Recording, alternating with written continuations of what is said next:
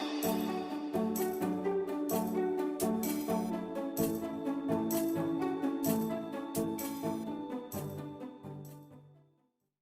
हिंद दोस्तों, स्वागत है आपका YouTube चैनल जयरस पे।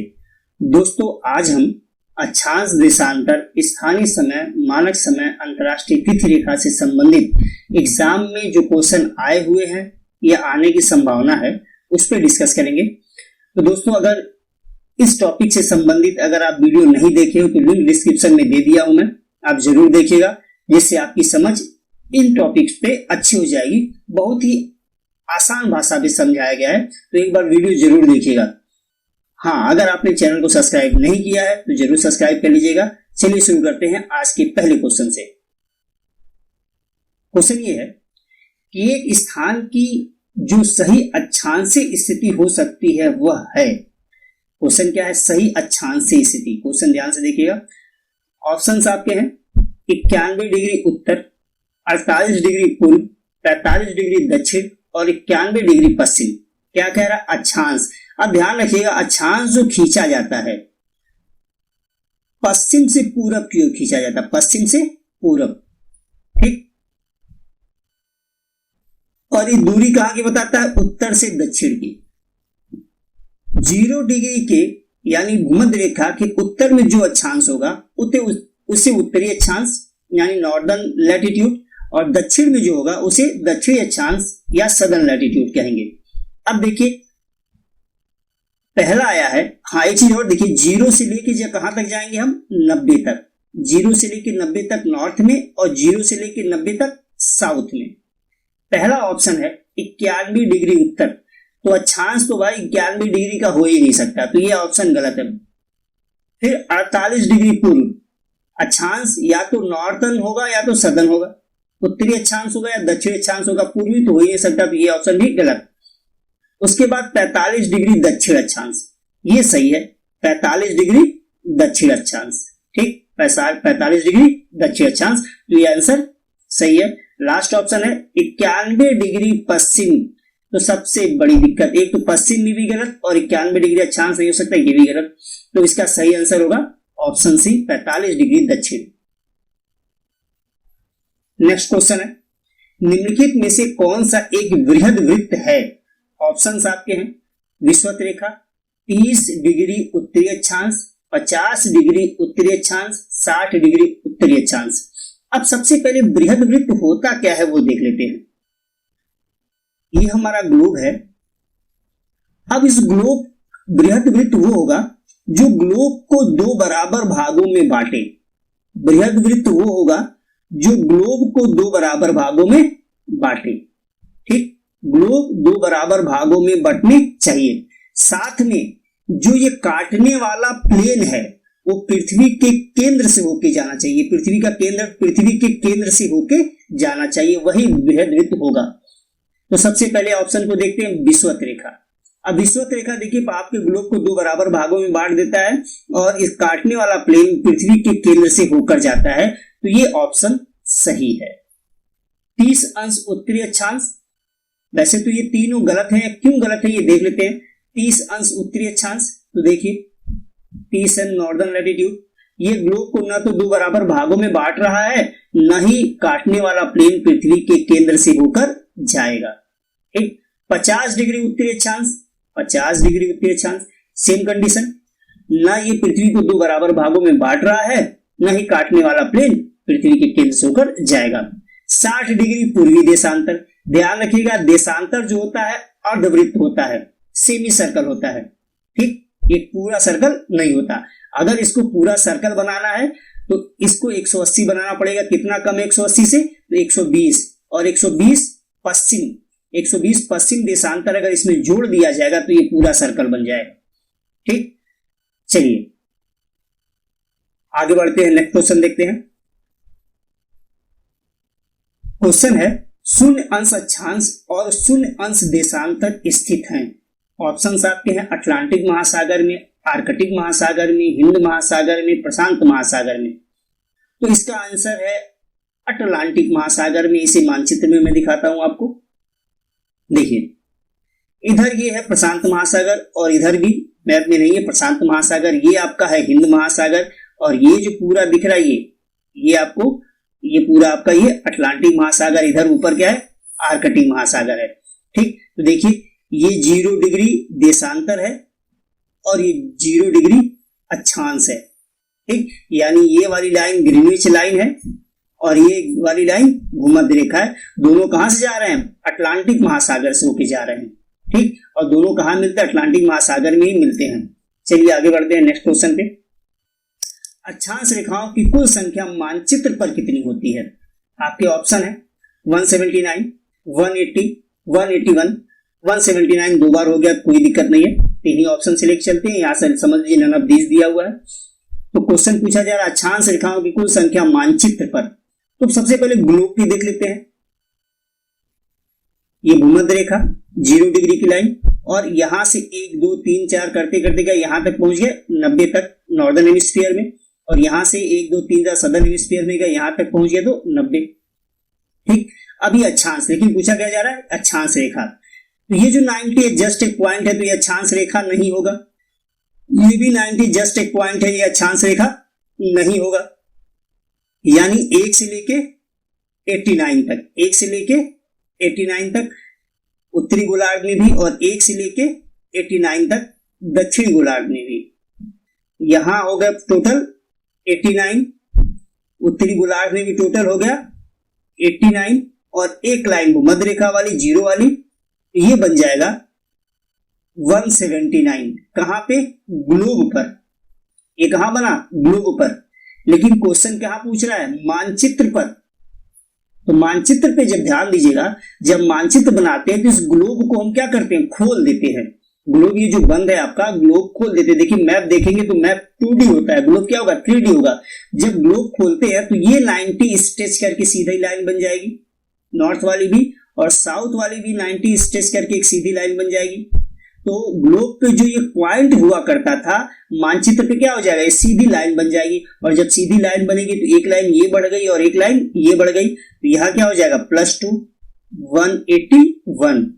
तो अक्षांश रेखाओं की कुल संख्या मानचित्र पर जो होगा 181 होगा, जबकि ग्लोब पे कितनी होगी 179। ध्यान रखिएगा इस बात को आपको। तो ये ऑप्शन क्या सही होगा, सी ऑप्शन सही होगा इसका। नेक्स्ट, देशांतर रेखाओं की संख्या मानचित्र पर। चलिए पहले ग्लोब पे देखते हैं। तो उत्तरी ध्रुव को दक्षिणी ध्रुव से मिलाने वाली सभी रेखाओं को देशांतर रेखा कहते हैं, और 1-1 डिग्री के अंतराल पर 360 ये रेखाएं हो जाती हैं। 1-1 डिग्री के अंतराल पर कितनी देशांतर रेखाएं हो जाती हैं, 360 देशांतर रेखाएं। लेकिन जब इसको हम मानचित्र पर बनाते हैं तो मानचित्र पे क्या होता है, ये 0 की लाइन है, इधर 180 पूर्वी देशांतर और इधर 180 पश्चिमी देशांतर। ठीक, ईस्टर्न लॉन्गिट्यूड और ये वेस्टर्न लॉन्गिट्यूड। यानी 180 कितनी बार हो गया, 2 बार। 1 डिग्री से लेके 180 तक 180 लाइन, 1 डिग्री से लेके 180 तक 180 लाइन, और एक लाइन तो 0 वाली। तो टोटल कितनी हो जाएगी ये 361। कहां पे, मानचित्र पर। तो मानचित्र पर देशांतर रेखाओं की संख्या 361, जबकि ग्लोब पर देशांतर रेखाओं की संख्या 360। तो ऑप्शन आपके हैं 360, 361। तो ये ऑप्शन बी क्या होगा, सही होगा। आगे बढ़ते हैं। दो देशांतर रेखाओं के बीच की दूरी को क्या कहते हैं? देखिए ये आपका ग्लोब, और 1-1 डिग्री के अंतराल पर ढेर सारी नॉर्थ पोल को साउथ पोल से मिलाती हुई रेखाएं खींची जाती हैं, जिन्हें आप देशांतर रेखा कहते हो। अब इन दो देशांतर रेखाओं के बीच की ये दूरी हो गई, और इस दूरी को कहा जाता है गोरे। क्या कहते हैं, गोरे। ठीक, अगर यही अक्षांश पूछ दिया जाए, ये ग्लोब हो गया, भूमध्य रेखा हो गई, और 1-1 डिग्री के अंतराल पर ढेर सारी ये अक्षांश रेखाएं हो गई। तो दो अक्षांश रेखाओं के बीच की दूरी को कहा जाता है बेल्ट या पेटी। क्या कहते हैं, बेल्ट या पेटी या कटिबंध। ठीक, तो आपके ऑप्शंस क्या थे? बेल्ट, कटिबंध, पेटी, ये तीनों क्या होंगे? अक्षांश रेखाओं के बीच की दूरी। और देशांतर चूंकि पूछा है तो इसका आंसर क्या बनेगा? गोरे, डी ऑप्शन। तो देशांतर रेखाओं के बीच की दूरी को क्या कहते हैं? गोरे कहते हैं। चलिए नेक्स्ट क्वेश्चन को देखते हैं हम लोग। जब 82 डिग्री 30 मिनट पूर्वी देशांतर पर मध्याह्न हो यानी दोपहर का 12 हो, तब प्रातः के 6:30 किस देशांतर या अंश पर होंगे? आपके ऑप्शंस है 165 डिग्री पूर्वी पर, 67 डिग्री 30 मिनट पश्चिम पर, 0 डिग्री पर, 82 डिग्री 30 मिनट पश्चिम पर। चलिए क्वेश्चन को देखते हैं क्या कह रहा है। 82.5 डिग्री पूर्वी देशांतर पर टाइम हो रहा है दोपहर का 12। क्या कह रहा है? प्रातः के 6:30, प्रातः के। तो हम अगर आगे पूरब की ओर बढ़ते जाएं इस लाइन से तो 1 PM, 2 PM, 3 PM इस तरह मिलता जाएगा। हम पश्चिम की ओर जाएंगे तो हम प्रातः की ओर आएंगे। ठीक, ये कोई लाइन होगी जहां पे 6:30 हो रहा होगा, यानी इन दोनों के बीच में कितने घंटे का अंतर है? तो अगर आप ये निकालोगे तो माइनस कर दीजिए तो आ जाएगा 5 घंटे 30 मिनट। यानी इन दोनों लाइनों के बीच में जो डिफरेंस है वो 5 घंटे 30 मिनट का है। भाई 6:30 में अगर 5:30 जोड़ दो तो 12 बज जाएगा। अब देखिए, वैसे तो क्वेश्चन बहुत आसान हो गया। ठीक, सीधे सीधे भारत की मानक समय रेखा क्या है? 82.5 डिग्री पूर्वी देशांतर है और भारत 5.5 घंटे आगे है। कहां से? ग्रीनविच लाइन से। तो सिंपल सी बात है, ये 5.5 घंटे आगे हो गया, ये हो गया 0 यानी ग्रीनविच लाइन। सिंपल सी बात है, सीधे सीधे ये निकल जाएगा, बहुत आसान। लेकिन अगर कैलकुलेट करना हो तो क्या करेंगे? तो हमें यहां से पीछे आना होगा। कितने देशांतर? 5.5 घंटे के हिसाब से वो निकाला जाएगा। तो क्या हुआ? 5.5 घंटे। तो सबसे पहले 5 घंटे को देशांतर में कन्वर्ट किया जाए। आपकी पृथ्वी 1 घंटे में घूमती है 15 डिग्री। 1 घंटे में कितनी घूमती है? 15 डिग्री। तो 5 घंटे में कितना घूमेगी? तो आप क्या करोगे? इसी में 5 से गुणा कर दो, 75 डिग्री घूम जाएगी। लेकिन अभी भी आपके पास 30 मिनट बचा हुआ है, इसको भी आपको बदलना है डिग्री में। अब देखिए, 1 डिग्री बराबर 4 मिनट, यानी आपकी पृथ्वी 4 मिनट में 1 डिग्री घूम जाती है। तो 30 मिनट में कितना डिग्री घूमेगी? सिंपल सी बात ध्यान दीजिएगा, 1 डिग्री घूमने में आपकी पृथ्वी को लगता है 4 मिनट। तो 30 डिग्री घूमने में तो क्या करोगे? 30 को 4 से भाग दे दो, 4 सत्ते 28 आ गया। शेषफल कितना बच गया? 2। ये 2 मिनट बच गया और ये 7 डिग्री आ गई। तो 7 डिग्री ये भी आ गया अभी। तो 75 में 7 आप जोड़ दीजिए, ये हो गया 82। जोड़ दीजिए, क्या हो जाएगा? 82। अब 1 डिग्री बराबर अगर 4 मिनट होता है तो 2 मिनट बराबर कितना होगा? आधा डिग्री। ये हो जाएगा 82.5। यानी 82.5 से जहां टाइम दिया है 12 PM, उससे हम पीछे आएंगे कितना? 82.5 डिग्री, 82.5 डिग्री हम वेस्ट में आएंगे तो क्या मिल जाएगा हमको? 0 डिग्री। और यही है ग्रीनविच लाइन, यही होगा आपका आंसर। ठीक, तो ये कैलकुलेट करेंगे। तो अगर आप लोकल टाइम का जो वीडियो है वो नहीं देखे हो तो देख लीजिएगा, इसी पे बेस्ड है और बहुत आसान भाषा में समझाया गया है। तो चलिए, इसका आंसर हो गया आपका सी, 0 डिग्री या ग्रीनविच लाइन। आगे बढ़ते हैं। कौन सा देशांतर प्रधान यामोत्तर के साथ मिलकर ग्लोब पर बृहद वृत्त का निर्माण करता है? ऑप्शन से आपके हैं 0 डिग्री, 90 डिग्री पूर्व, 90 डिग्री पश्चिम, 180 डिग्री। तो ध्यान रखिएगा, हर देशांतर जो होता है वो सेमी सर्कल होता है। क्या होता है? सेमी सर्कल, अर्धवृत्त होता है। वृत्त बनाने के लिए उसे क्या करना पड़ेगा? किसी न किसी का सहारा लेना पड़ेगा। तो अब देखिए, ये आपकी 0 डिग्री। ठीक, अब इधर से 1 2 3 4 करते चले जाएं पीछे, और या इधर से 1 2 3 4 करते चले जाएं पीछे, तो मिलेगा 180 डिग्री।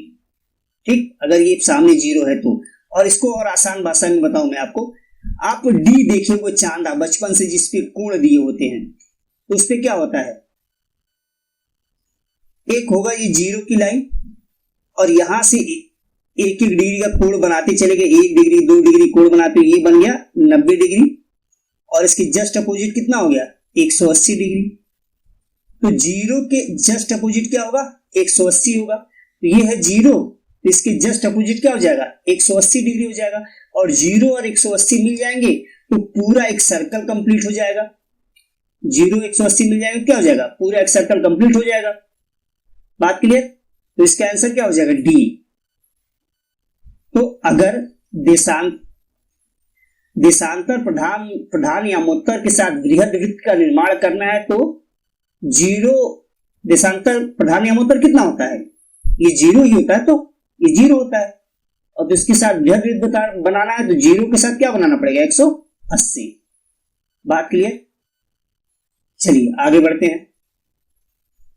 नई शताब्दी के सूर्योदय की प्रथम किरण भारत के किस एक यामोत्तर में दिखाई देगी। अब ध्यान रखिए, नई शताब्दी, अब हमारा पूरे विश्व का मानक समय कहां से लिया जाता है, 0 यानी GMT से, ग्रीनविच मीन टाइम से, यानी इस लाइन की बात हो रही है। ठीक, चलिए पूरा क्वेश्चन पढ़ते हैं। नई शताब्दी के सूर्योदय की प्रथम किरण भारत के किस एक यामोत्तर में दिखाई देगी। ऑप्शन है आपके, ऑप्शन है आपके 2 डिग्री 30 मिनट पश्चिम पर, 82 डिग्री 30 मिनट पूरब पर, 92 डिग्री 30 मिनट पश्चिम पर, 93 डिग्री 30 मिनट पूरब पर। अब ध्यान रखिएगा, जैसे ही रात के 12 बजे यानी AM, कहां पे बजे, ग्रीनविच लाइन पे, वैसे ही नया साल शुरू होगा, नया साल शुरू हो जाएगा। 12:01, अगला सेकंड जैसे ही होगा, 12 AM के बाद अगला सेकंड जैसे ही होगा वैसे ही नया दिन खुल जाएगा, नया दिन शुरू हो जाएगा। कहां पे होगा, ये ग्रीनविच पे होगा। लेकिन ग्रीनविच ग्रेट ब्रिटेन से होकर जाती है तो क्या रात के 12 बजे वहां सूरज दिखाई देगा, नहीं दिखाई देगा। अगर नहीं दिखाई देगा तो ग्रेट ब्रिटेन वालों को अगर सूरज की पहली किरण देखना हो तो कहां जाना पड़ेगा, तो 0 में 90 जोड़ दीजिए, तो आपको 90 डिग्री पूरब आना पड़ेगा। घटा देते तो पश्चिम की ओर जाते, जोड़ना है तो क्या हो जाए, ईस्ट की ओर आएंगे, तो 90 डिग्री पूरब की ओर आएंगे। अब ध्यान दीजिएगा, 90 डिग्री पूरब में कोई जमीन नहीं है, कोई आइलैंड नहीं है, तब हमको इसके लिए कोई जमीन ढूंढनी पड़ेगी। इसलिए इस ऑप्शन के हिसाब से हम आंसर तलाशते हैं। तो ये तो पहले पश्चिम लिखा हुआ कट गया, 82.5 डिग्री पूरब, यहां तो प्रश्न ही नहीं उठता कि सर्दियों के समय 82.5 डिग्री पूर्वी देशांतर पर सूरज दिखाई देगा, और हो जाएगा मामला। फिर यहां लिखा हुआ पश्चिम, ये भी गलत, पूरब में ही देखना है। 93 डिग्री 30 मिनट पूरब, ये ऑप्शन सही है क्योंकि आइलैंड इसके आगे बढ़ोगे तभी मिलेगा। एक कच्छल द्वीप है वहीं पे है। तो फिलहाल इसके लिए आंसर क्या बनेगा, इस क्वेश्चन के हिसाब से आंसर क्या बनेगा, ऑप्शन डी। ठीक, 93 डिग्री 30 मिनट पूरब। चलिए आगे बढ़ते हैं। किसी स्थान का मानक समय निर्धारित करने का आधार होता है। ऑप्शंस आपके हैं देशांतर रेखा, अक्षांश रेखा, अंतरराष्ट्रीय तिथि रेखा और प्रधान मध्याह्न रेखा। ठीक, तो देशांतर रेखा ही मानक समय निर्धारित की जाती है, लेकिन कौन किससे बेस क्या होता है उसका, अक्षांश तो हो नहीं सकता। अंतरराष्ट्रीय तिथि रेखा से डेट डिसाइड होता है। प्रधान मध्याह्न रेखा, ठीक, यानी GMT ग्रीनविच मीन टाइम से ही किसी भी देश का मानक समय निर्धारित किया जाता है। तो इसका आंसर होगा डी। चलिए, प्रधान यामोत्तर नहीं गुजरती है। अब ध्यान रखिए, इस तरह के भी क्वेश्चन एग्जाम में आते हैं। इसके ऑप्शंस हैं अल्जीरिया से, फ्रांस से, नाइजर से, स्पेन से। तो आपको मैप में दिखाता हूं कौन कौन से देश से ये प्रधान यामोत्तर होके जाती है, अपने आप आपको आंसर पता चलेगा। देखिए, यूनाइटेड किंगडम से होके जा रही है, यानी 0 डिग्री ग्रीनविच लाइन प्रधान यामोत्तर उसे कहते हैं। फ्रांस से होके जा रही है, स्पेन से होके जा रही है, अल्जीरिया से होके जा रही है, माली से होके जा रही है, बुर्किना फासो से होके जा रही है, टोंगो से होके जा रही है, तो इन सभी से होके जा रही है, नाइजर से होके नहीं जा रही है। ठीक, तो ऑप्शंस आपके थे अल्जीरिया, फ्रांस, नाइजर और स्पेन। तो अल्जीरिया से जा रही है, फ्रांस से जा रही है, स्पेन से जा रही है, नाइजर से नहीं जा रही है। चलिए आगे बढ़ते हैं। अंतरराष्ट्रीय तिथि रेखा को पार किया जाए और पश्चिम से पूरब की ओर जाने पर दिन में क्या परिवर्तन होगा यदि पश्चिम में बुधवार हो। अब देखिए 180 डिग्री ये है, इसके इधर क्या होगा, ईस्ट होगा, और इसके इधर क्या होगा, वेस्ट होगा। ये बात ध्यान रखिएगा।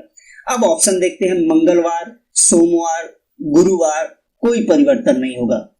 ठीक, क्वेश्चन क्या कह रहा है कि अगर हम पश्चिम से पूरब जाए, पश्चिम से पूरब जाए तो दिन में क्या होगा, जब यहां बुधवार है यानी वेडनेसडे है, जब यहां वेडनेसडे है, ध्यान रखिएगा जब भी पश्चिम से पूरब जाएंगे तो -1 डे, -1 डे जो भी वेस्ट में हो रहा होगा हम एक दिन क्या करेंगे, घटा देंगे। तो यहां क्या हो जाएगा, ट्यूसडे, क्या हो जाएगा, मंगलवार। तो पहला ये ऑप्शन मंगलवार आ गया, तो ये ऑप्शन सही होगा। लेकिन हाँ, इसके कॉन्सेप्ट को आप वीडियो देख लीजिएगा। मैं बार बार आपसे कह रहा हूं, अगर आप अंतरराष्ट्रीय तिथि रेखा वाला वीडियो नहीं देखे हो तो वो भी जाके देख लीजिएगा। फिलहाल यहाँ थोड़ा सा कॉन्सेप्ट बता देता हूं। अगर हम अंतरराष्ट्रीय तिथि रेखा को पार करें और पश्चिम से पूरब जाएं तो एक दिन घटा देंगे, और पूरब से पश्चिम आए तो +1 डे, एक दिन बढ़ा देंगे। यानी इधर ट्यूसडे होगा तो इधर क्या हो जाएगा, वेडनेसडे। यहां 9 तारीख होगा तो इधर क्या हो जाएगा, 10 तारीख, और इधर 10 तारीख होगा तो इधर क्या तारीख हो जाएगा, 9 तारीख। चलिए आगे बढ़ते हैं। अंतरराष्ट्रीय तिथि रेखा खींची जाती है अफ्रीका से होकर, एशिया से होकर, प्रशांत महासागर से होकर, अटलांटिक महासागर से होकर। ध्यान रखिएगा अंतरराष्ट्रीय तिथि रेखा तो जमीन से खींची नहीं गई है, तो अफ्रीका गलत, एशिया गलत। अब ये 2 महासागर है, तो इन 2 महासागर में प्रशांत महासागर से होकर ही खींची गई है। चित्र में देख लीजिए, पीछे आपको चित्र में देख लिए होंगे, आगे भी चित्र आएगा दिखाऊंगा मैं आपको, और वीडियो नहीं देखे तो देख लीजिएगा, बार बार कह रहा हूं मैं आपसे। निम्नलिखित में से कौन सा एक जलडमरू मध्य अंतरराष्ट्रीय तिथि रेखा के सर्वाधिक निकट है। अब देखिए जलडमरू मध्य क्या होता है, पहले ये समझ लेते हैं। 2 या 2 से अधिक जल वाले क्षेत्र को मिलाने वाली वाटर बॉडी। एक ये बड़ा वाटर बॉडी, एक ये हो गया, एक बड़ा वाटर बॉडी ये हो गया, इनको मिलाने वाला सकरा जल का मार्ग क्या होगा, जलडमरू मध्य स्ट्रेट उसे कहा जाता है। बात हो रही है अंतरराष्ट्रीय तिथि रेखा के निकट, तो ये देखिए ये है साइबेरिया और ये है अलास्का, ये है आर्कटिक ओशियन और ये है पैसिफिक ओशियन।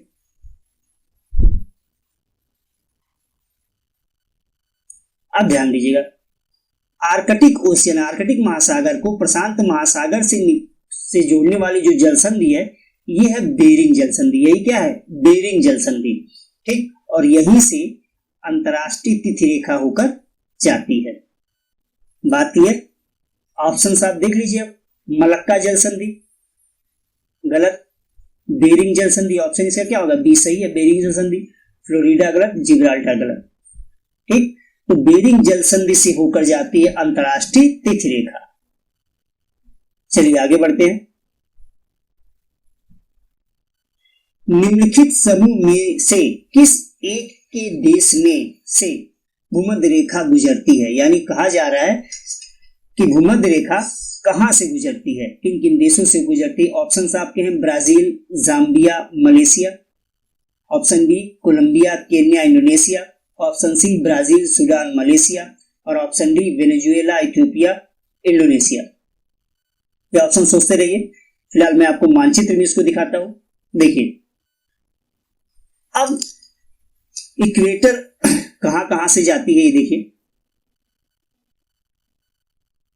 हाँ भूमध्य रेखा ये। चलिए ये जाती है इक्वाडोर से, कोलंबिया से, ब्राजील से, गैबन से, कांगो रिपब्लिक से, केन्या से, सोमालिया से, सूडान से, इंडोनेशिया से। तो आपका आंसर बनेगा कोलंबिया, केन्या और इंडोनेशिया।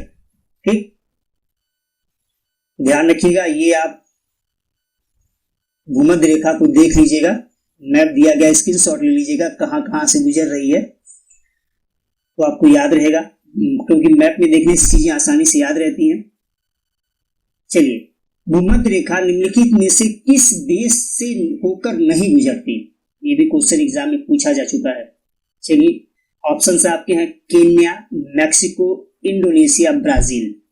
तो अभी आप देख लिए कि केन्या से भूमध्य रेखा जाती है, इंडोनेशिया से भी जाती है, ब्राजील से भी जाती है, बचा क्या? मैक्सिको। ये आंसर गलत होगा, मानचित्र पे भी देख लेते हैं एक बार। देखिए, ये है मैक्सिको, मैक्सिको यहाँ पे है, ठीक, और ये भूमध्य रेखा इधर है। Ecuador, Colombia, Brazil, Sao Tome and Principe, Gabon, Uganda, Somalia, Kenya, Congo. Congo दो देश बट गया, तो रिपब्लिक ऑफ द कांगो और डोमिनिक रिपब्लिक ऑफ द कांगो। उसके बाद इंडोनेशिया। तो मैक्सिको से नहीं जाती है, ध्यान रखना है। तो मैप में इस सब चीजों को अच्छे से देखिएगा आप लोग। नेक्स्ट क्वेश्चन, निम्नलिखित नगरों में से कौन सा एक भूमध्य रेखा के सर्वाधिक निकट है? इस तरह के भी क्वेश्चंस आते हैं एग्जाम में, तो मैप को जरा ध्यान से देखिएगा। वैसे मैप का एक सेशन लेके आऊंगा अच्छे से मैं, तो उसमें भी कराऊंगा। फिलहाल आप अपने से मैप जरूर देखते रहिएगा। ऑप्शंस आपके हैं कोलंबो, मनीला, जकार्ता और सिंगापुर। तो इसका आंसर होगा सिंगापुर। चलिए, नेक्स्ट क्वेश्चन, भूमध्य रेखा, कर्क रेखा, मकर रेखा तीनों निम्नलिखित में से किस एक महाद्वीप से गुजरते हैं? ऑप्शंस आपके हैं अफ्रीका, उत्तरी अमेरिका, एशिया, दक्षिण अमेरिका। तो ध्यान रखिएगा, सभी प्रमुख रेखाएं अंतरराष्ट्रीय तिथि रेखा को छोड़कर अफ्रीका से गुजरती हैं। सभी, चाहे वो कर्क रेखा हो, विषुवत रेखा हो, मकर रेखा हो या ग्रीनिच रेखा हो, सभी कहां से होकर गुजरती हैं? अफ्रीका से होकर गुजरती हैं। आपको मैप में दिखाता हूं, देखिए, ये हो गया आपका सीधी लाइन जो जा रही है, ग्रीनिच लाइन। ये है आपका ट्रॉपिक ऑफ कैंसर, थोड़ा लाइन टेढ़ी हो गई, ट्रॉपिक ऑफ कैंसर। ये हो गया इक्वेटर, और ये हो गया ट्रॉपिक ऑफ कैप्रिकॉर्न यानी मकर रेखा। और ये जो देश है आपका है, ये है अफ्रीका महाद्वीप। ठीक, ये आपका क्या हो गया? अफ्रीका महाद्वीप। देखिए, अफ्रीका महाद्वीप से ग्रीनिच लाइन भी जा रही है, कर्क रेखा भी जा रही है, विषुवत रेखा भी जा रही है और मकर रेखा भी जा रही है। चलिए आगे बढ़ते हैं। नेक्स्ट क्वेश्चन है, कर्क रेखा नहीं गुजरती। ऑप्शन है मिस्र से, ईरान से, भारत से, म्यांमार से। अब ध्यान रखिएगा, बिना मानचित्र से ये चीजें तैयार नहीं होंगी, तो आपको मानचित्र में ले चलते हैं। देखिए, कर्क रेखा यानी ट्रॉपिक ऑफ कैंसर, ये देखिए मैक्सिको से जा रही है, बहमास से होके जा रही है, वेस्टर्न सहारा से होके जा रही है, मॉरिटानिया से होके जा रही है, अल्जीरिया से होके जा रही है, माली से, नाइजर से, लीबिया से, इजिप्ट यानी मिस्र से, सऊदी अरब से, यूएई से, ओमान से, इंडिया से, बांग्लादेश से, म्यांमार से, इन सभी से होके जा रही है, लेकिन ईरान से होकर नहीं जा रही है। तो ध्यान रखिएगा, कर्क रेखा ईरान से होकर नहीं जाती। ये देश आपको रटने नहीं है, आपको लोकेशन ध्यान रखना है, बस कहां पे है। आप 2-3 बार इसको देख लीजिएगा, स्क्रीनशॉट ले लीजिएगा, 2-3 बार देख लीजिएगा, आपको याद हो जाएगा। चलिए आगे बढ़ते हैं। अगला क्वेश्चन, मकर रेखा नहीं गुजरती यानी ट्रॉपिक ऑफ कैप्रिकॉर्न, मकर रेखा नहीं गुजरती कहां से? बोलिविया से, अर्जेंटीना से, पराग्वे से, ब्राजील से। ऑप्शन देख लीजिए आप लोग। अब मैं मानचित्र में ले चलता हूं आपको। ये देखिए, ये है आपका ट्रॉपिक ऑफ कैप्रिकॉर्न जो जा रही है, ये लाइन मकर रेखा है। ये अब किन किन देशों से होकर जा रही है? देखिए, Chile, Argentina, Paraguay, Brazil, Namibia, Botswana, South Africa, Madagascar और ऑस्ट्रेलिया, इन सभी से होकर जा रही है, तो बोलिविया से होकर नहीं जा रही है। ठीक, ये आप देख लीजिएगा मानचित्र में ध्यान से। नेक्स्ट और लास्ट क्वेश्चन है, यदि दो स्थानों के बीच 6 घंटे का अंतर है तो इनके बीच कितनी देशांतर रेखाओं का अंतर होगा। बहुत आसान सा क्वेश्चन। 1 घंटे में आपके ऑप्शन देख लीजिए, 90 ऑप्शन आपके 90, 70, 105 और 85। बहुत आसान सा क्वेश्चन ही दे दिया मैं आपको। दो स्थानों के बीच में 6 घंटे का अंतर है, पूछा जा रहा है इन दोनों के बीच में कितनी देशांतर रेखाओं का अंतर होगा। तो आपकी पृथ्वी 1 घंटे में 15 डिग्री जाती है, तो 6 घंटे में कितनी जाएगी, मल्टीप्लाई बाय 6, 90। तो दोनों स्थानों के बीच में कितने देशांतरों का अंतर होगा, 90 देशांतरों का अंतर होगा। ठीक, तो इसका आंसर होगा ए, 90। तो इसी के साथ आज के सेशन को हम समाप्त करते हैं। अगर ये क्वेश्चन समझ में आए हैं, वैसे आए ही होंगे, तो वीडियो को लाइक कर दीजिएगा। हाँ, पीछे जो वीडियो में डाल चुका हूं, अक्षांश, देशांतर, मानक समय, स्थानीय समय, अंतरराष्ट्रीय तिथि रेखा, ये वीडियो जरूर देखिएगा। ये बेसिक्स है, आपके एग्जाम में आते हैं, इसे जरूर देखिएगा। तो इसी के साथ आज के सेशन को हम समाप्त करते हैं। जय हिंद।